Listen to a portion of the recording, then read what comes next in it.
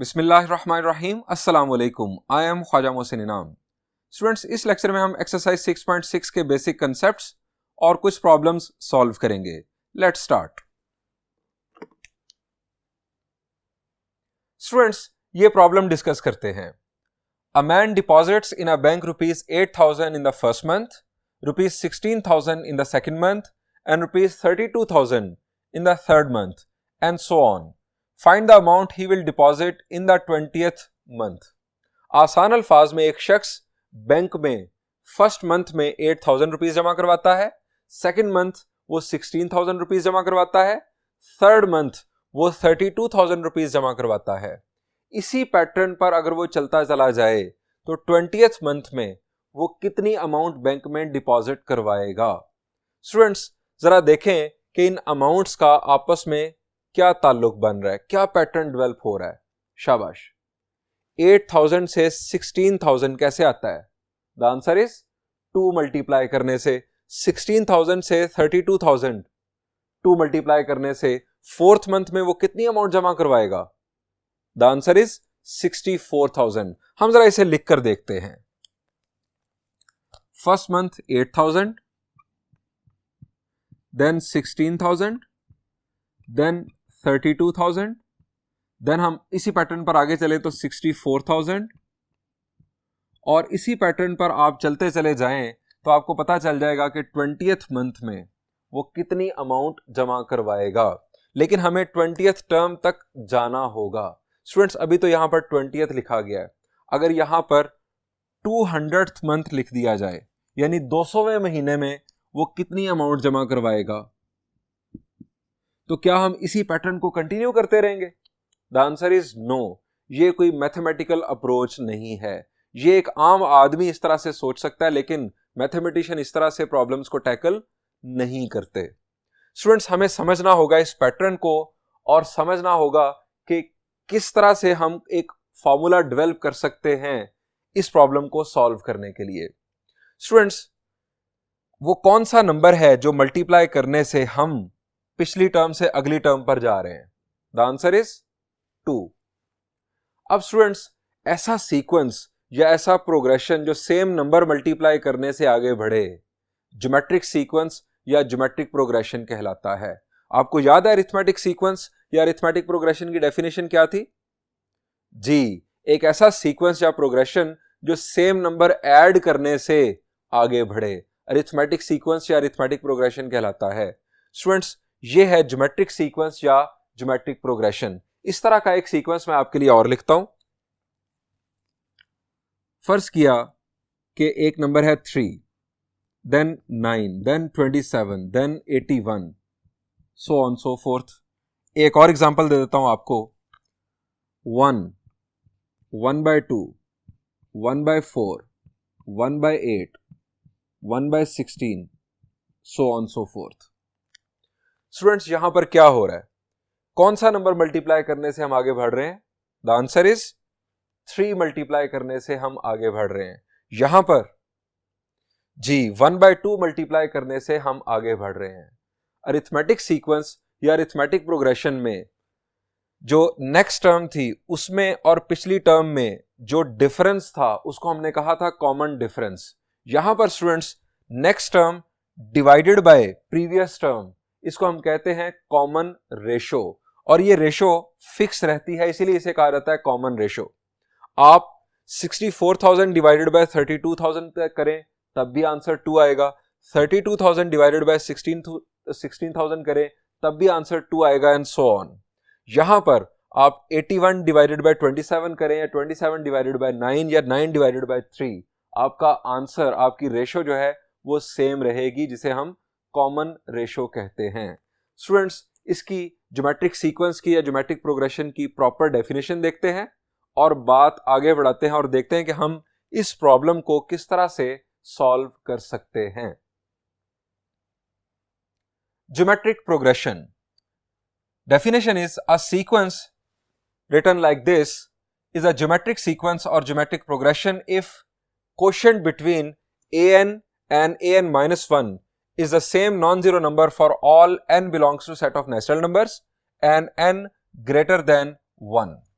Students आपको याद है अरिथमेटिक सीक्वेंस या अरिथमेटिक प्रोग्रेशन की डेफिनेशन? इसी किस्म के वर्ड्स थे। चेंज क्या था?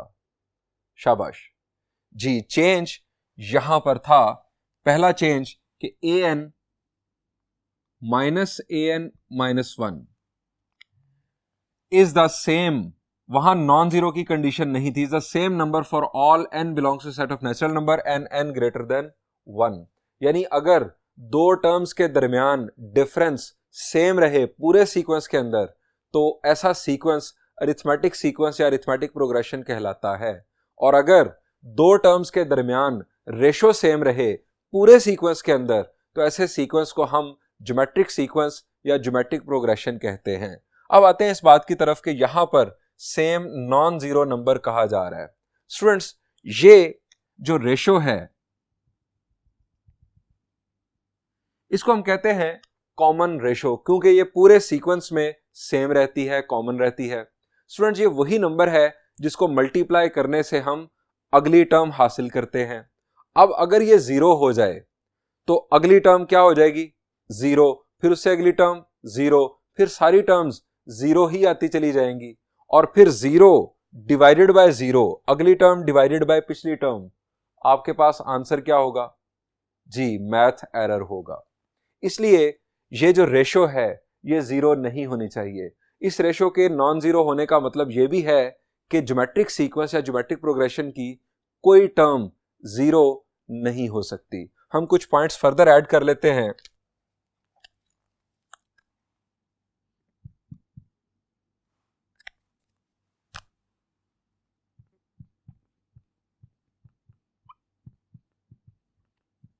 The quotient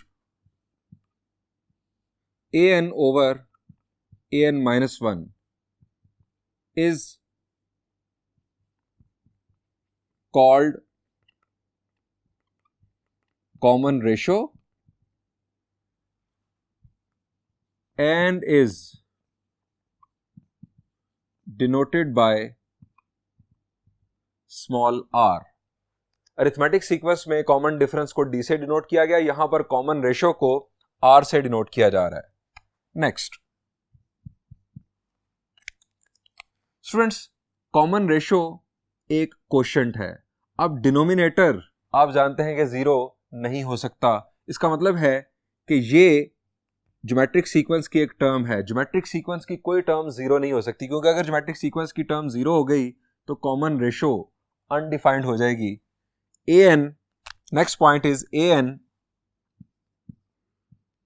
over an minus 1 is only defined if an minus 1 is not zero. That is to say, no term of GP can be zero. Geometric progression की कोई term zero नहीं हो सकती। Last point,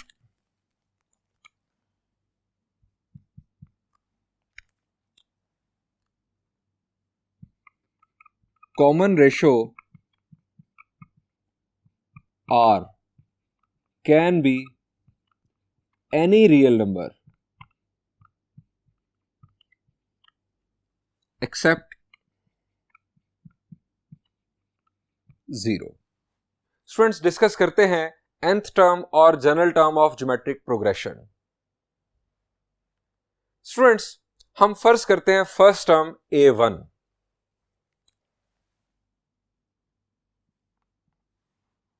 अब geometric progression की हम बात कर रहे हैं, तो सेकंड टर्म कैसे आएगी? सेम नंबर मल्टीप्लाई करने से, और वो सेम नंबर क्या कहलाता है? Common ratio. हम उसे r से डिनोट करते हैं। सेकंड टर्म फर्स्ट टर्म को r से मल्टीप्लाई करने से हासिल होगी, यानी सेकंड टर्म होगी a1r। थर्ड टर्म किस तरह आएगी? जी, सेकंड टर्म को r से मल्टीप्लाई करने से। अब a2 की वैल्यू है a1r, a2 की जगह पर हम लिख रहे हैं a1r, ये r एज इट इज, तो ये हमारे पास आ गया a1r स्क्वायर। अब जरा ये पैटर्न देखिएगा क्या बनता है। a4 A4 हमें हासिल होगी थर्ड टर्म को R से मल्टीप्लाई करने की सूरत में, A3 इंटू R। A3 की वैल्यू हमारे पास है A1 R स्क्वायर, ये R साथ मल्टीप्लाई हुआ तो ये आ गया A1 R क्यूब। आप जरा इस पैटर्न को देखें, हमारे पास A2 के लिए A1 R की पावर यहां पर बन रही है 1, यहां पर A1, यहां पर A1, यहां पर भी A1, यानी आपके पास एक फैक्टर तो परमानेंटली आ रहा है A1। अब दूसरा फैक्टर देखें R के साथ क्या हो रहा है, जब इधर सबस्क्रिप्ट 2 है तो यहां पर 1, जब यहां पर 3 है तो यहां पर 2, यहां पर 4 है तो यहां पर 3, यहां पर जब 5 होगा तो क्या आंसर आ जाएगा जी, A1 R 4। और जब यहां पर n होगा, nth term of geometric progression, तो यहां पर क्या आ जाएगा जी, यहां पर आ जाएगा n-1, A1 R raised to power n-1। Students, this is called nth term और general term of GP।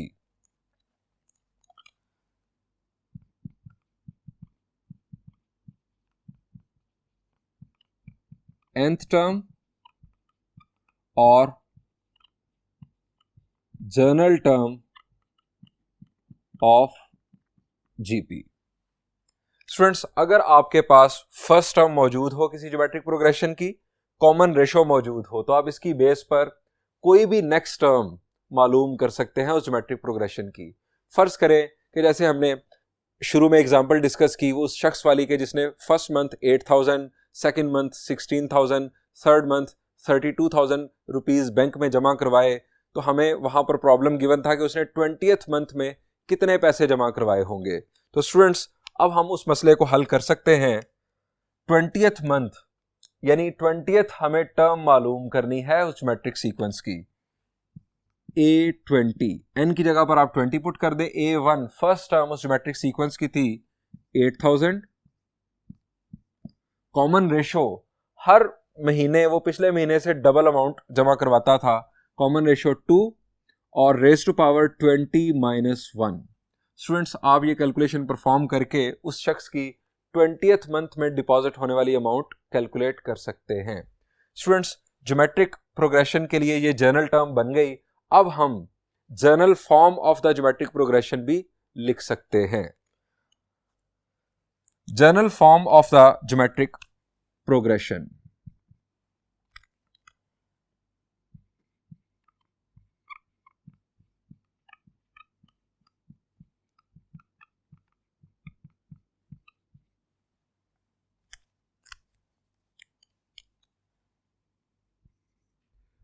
First term A1, second A1 R, third A1 R square, चलते चले गए तो nth टर्म हमारे पास होगी A1 R n-1, और फिर हम चलते चले गए सो on so fourth.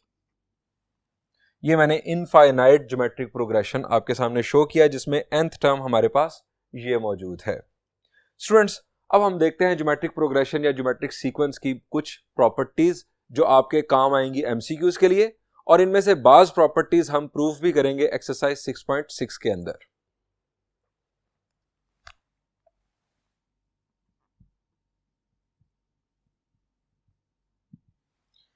Properties, if A1, A2, A3, A4 are in geometric progression, then students, अगर ये टर्म्स, ये इनफाइनाइट टर्म्स है, इनफैक्ट अगर ये टर्म्स ज्योमेट्रिक प्रोग्रेशन में हो तो इनकी बेस पर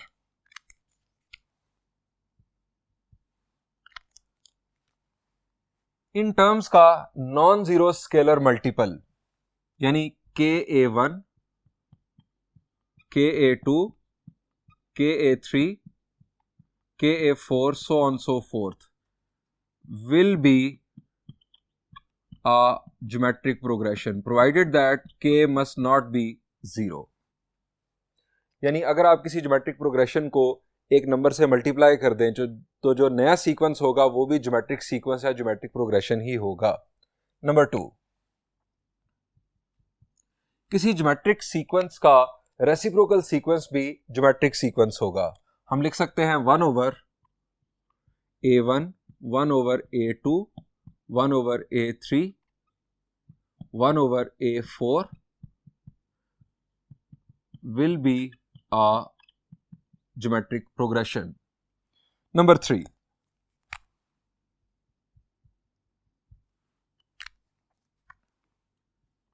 A1 raised to power k, A2 raised to power k, A3 raised to power k, A4 raised to power k will be a geometric progression. Further, दो geometric progressions का product या quotient भी एक geometric progression होगा।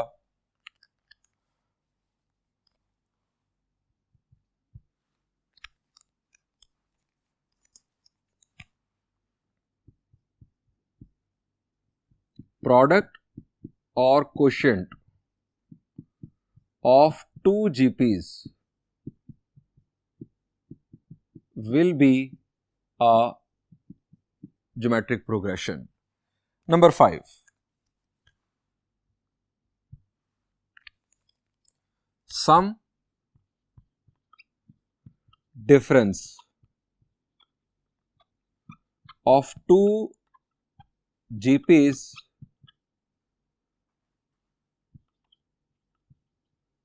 may not be a geometric progression.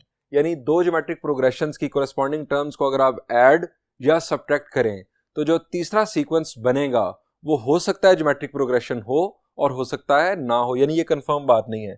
लेकिन product या quotient दो geometric progressions का वो डेफिनेटली ज्योमेट्रिक प्रोग्रेशन होगा। स्टूडेंट्स, अब एक और बात, if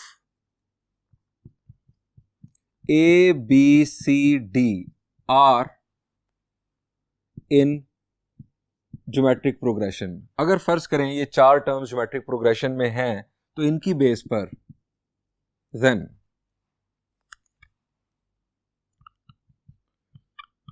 A plus minus B, B plus minus C और C plus minus D।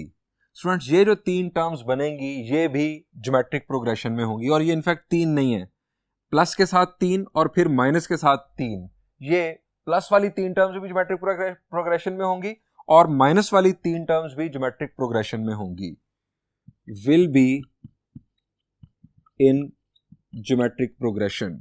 And number 2, A square plus minus B square, B square plus minus C square और C square plus minus D square. आप जगह बदल भी सकते हैं, यानी यहां पर B square minus A square, C square minus B square और D square minus C square, यह भी किया जा सकता है। Will be in geometric progression.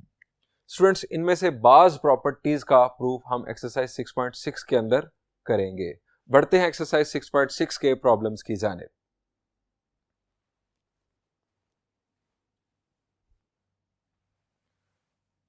Students, this is problem number 1 of exercise 6.6. Statement is find the fifth term of the geometric progression. हमें given है geometric progression, हमें इसकी fifth term मालूम करने के लिए कहा जा रहा है। Students, इसकी first term क्या है? शाबाश, the answer is 3.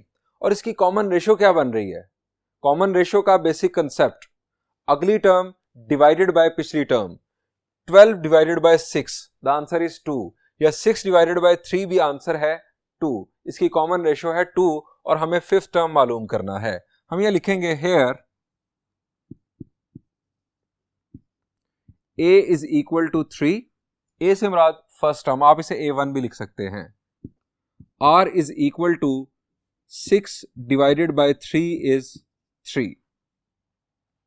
A5 हमें मालूम करना है। हम यह लिखेंगे since an is equal to जी nth term of the geometric progression formula a into r raised to power n minus 1। हमें a5 मालूम करना है तो n की जगह पर 5 पुट किया, 3 into r that is 3 raised to power n minus 1, that is 5 minus 1. Students, 5 minus 1 is 4.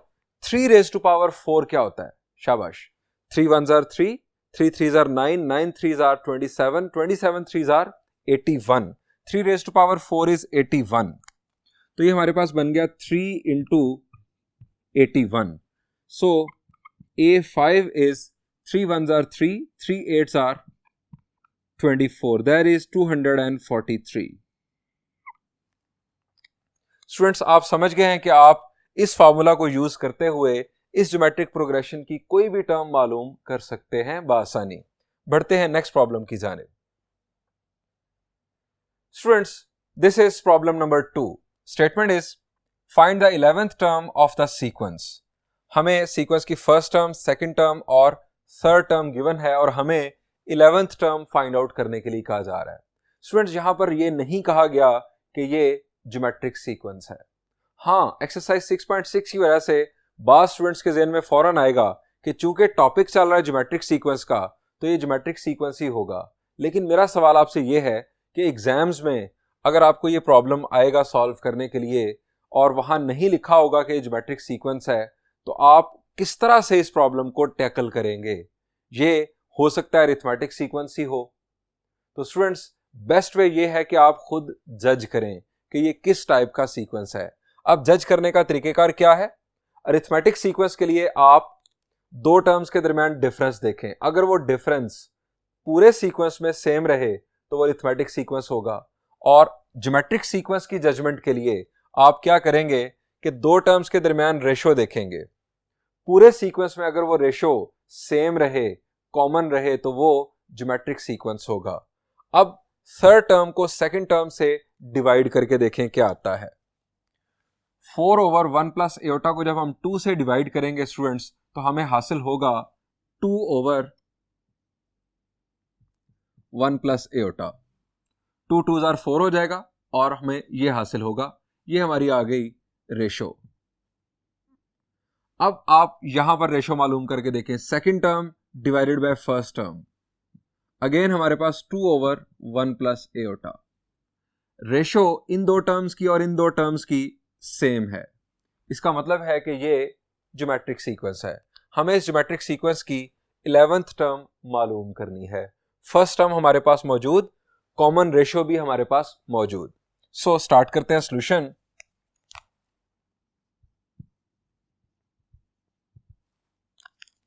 Here A is equal to 1 plus aorta. R is equal to 2 over 1 plus aorta. हमें मालूम करनी है 11th term.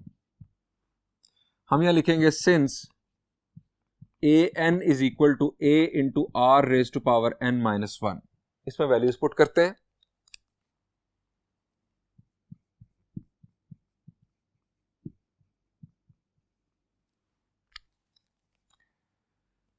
A11 is equal to A की value हमारे पास students 1 plus iota into R. R की value 2 over 1 plus iota raised to power n minus 1. That is 11 minus 1. बढ़ते हैं नेक्स्ट स्टेप की जानिब.